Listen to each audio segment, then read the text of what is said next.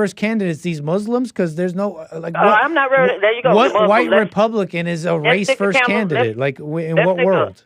No, let's stick something like that to be afraid of. The Muslims, they're here. They're going to do this. The Muslims are Sharia law and all this mess. Cut it out. People get sick of that. That's just a talking carrot hanging. What we want to see is you were born in this country, you got the opportunity to be whatever everybody else in this country can be and raise first.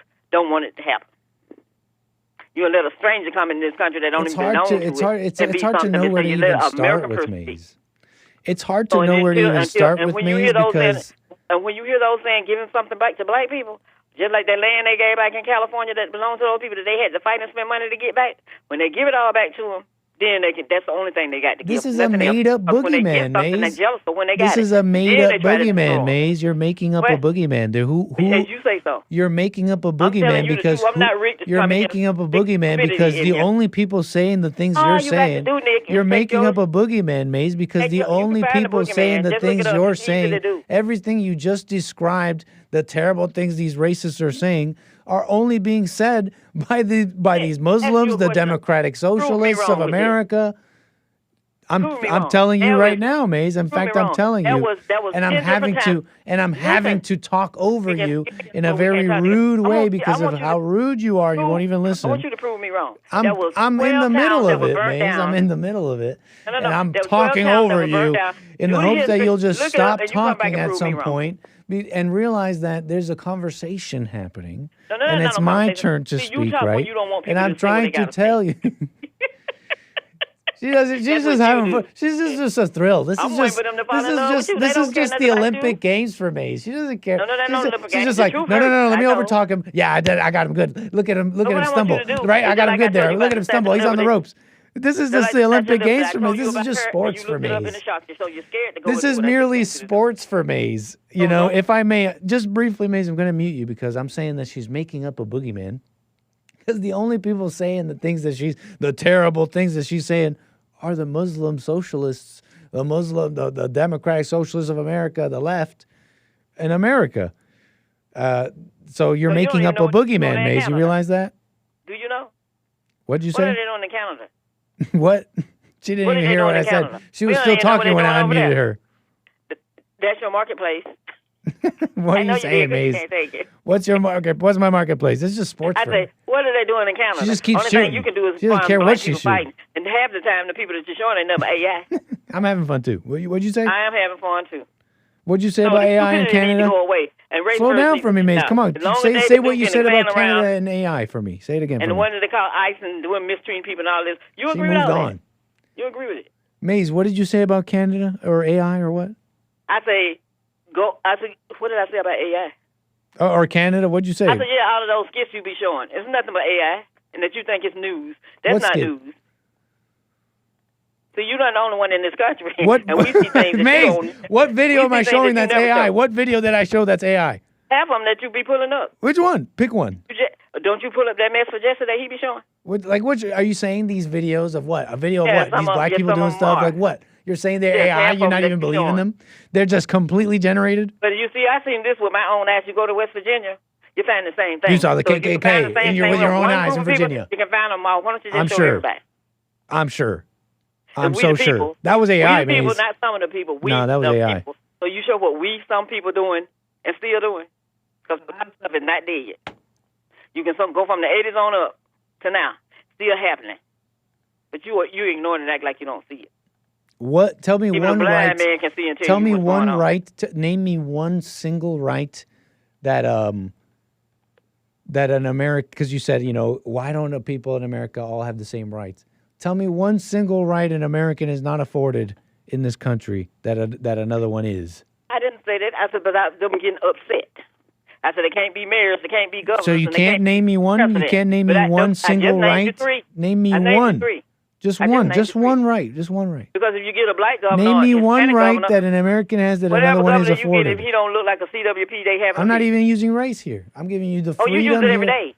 No, I'm telling you, give me one right. Give me one right that they don't have. About things you don't know nothing about. So you don't have one. And then you're supposed to be godly. I appreciate it, in his sight. Excuse me? So not a single right? Not a single right that an American Everybody don't have the same rights here. No, name one. Name one. Name one. Name one. Name one. Okay, we'll go with the voting right. Like what?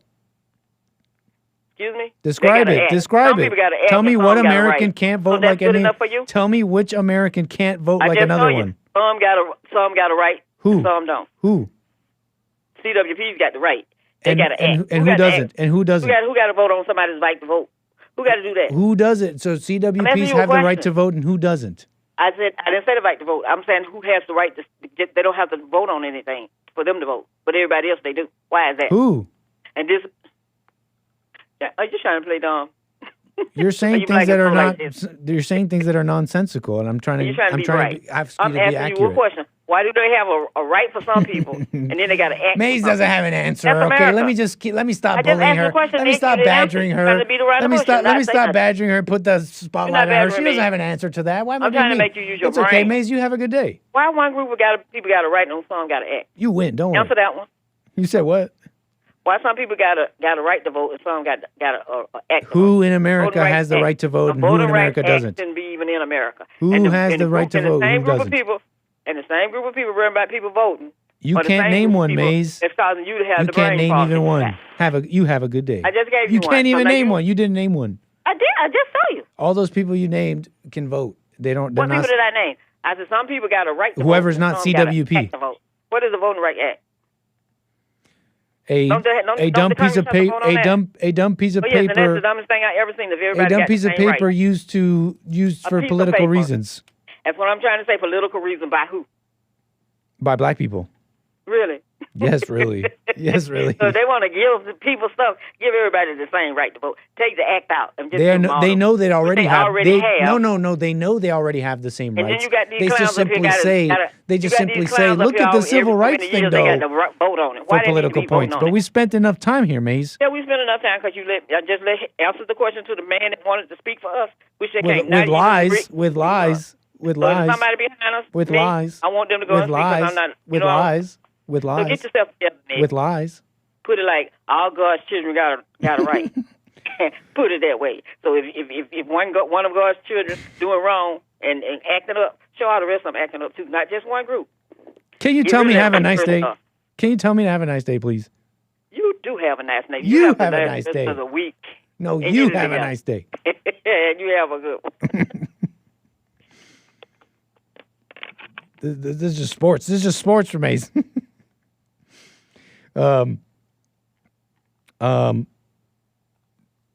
Amazing. Appreciate it. Appreciate your support. Let's do these quick super chats before we go. We have pretty much reached the end of the show. Thanks for your support. Someone with the coffees, very generous, very nice. April, we appreciate your super chat. Says, here's a gift, not a tithe, because I'm not Jewish. God bless you.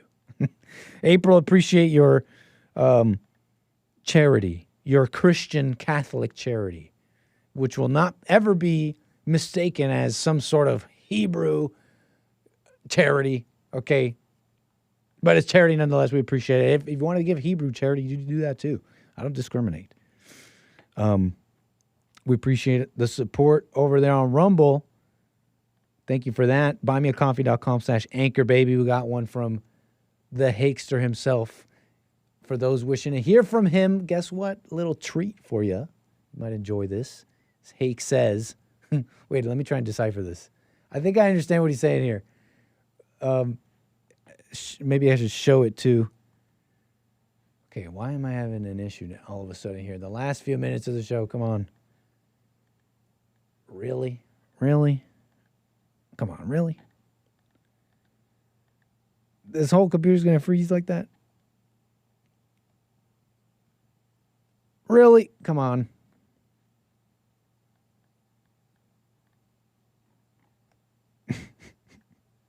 You're making me cry. Okay, hold on. Suddenly, this computer is having all sorts of issues. He says, Hake with a coffee says, token with, see, look, this keeps happening. Token, and I guess this is a little token emoji, Muslims against animal sacrifice? And a number of emojis I wish I could zoom in to see, but I can't. And I gather he's just like, I don't know, just himself a little incredulous. Maybe he too wanted to see video footage of these Muslims against animal sacrifice, you know? And we appreciate the Hake Reports support of the Anchor Baby. So appreciate your super chats. We done did the super chats, the calls, the topics, and all that. Thanks for being with me. More American Anchor Baby tomorrow after Bible Thumper Thursday with Jesse Lee Peterson. Incredible. And hopefully Hake, but we don't know. Look, I don't know. Take care for now, folks. See you tomorrow. Bye. Lil Nick, too, he's got to say bye-bye.